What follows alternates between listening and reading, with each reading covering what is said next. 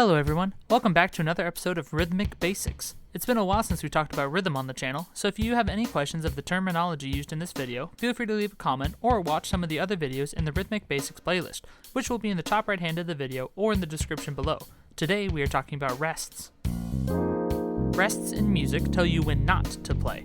Every kind of note has a corresponding kind of rest, whole note and whole rest, half note and half rest, so on and so forth.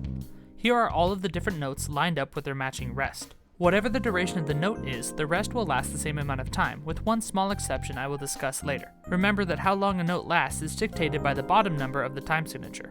So in any time signature with a 4 on the bottom, the duration of the notes and rests are as follows: 4 beats for the whole, 2 beats for the half, 1 beat for the quarter, half a beat for the eighth, and a quarter of a beat for the 16th. However, when the time signature has an 8 on the bottom, all of these values would shift. For simplicity's sake, we will save time signatures with an 8 on the bottom for another video. Here are some of the simple and somewhat silly ways I try to remember which rest corresponds to which note. The shape of the whole rest looks like a hole in the ground, and the half rest looks like a hat. I've also heard that a half gentleman would leave the hat upright, while a whole gentleman would tip the hat. When it comes to the quarter rest, I honestly just remember that it's the weird squiggly one. The 8th and 16th rests resemble the tail of their corresponding notes, just reversed. I mentioned one exception in regards to the duration of rests. That exception is that if a measure of music is empty, meaning nothing happens within the measure, a whole rest will often be used regardless of the time signature. This means that you can technically have whole rests that don't last the proper amount of time.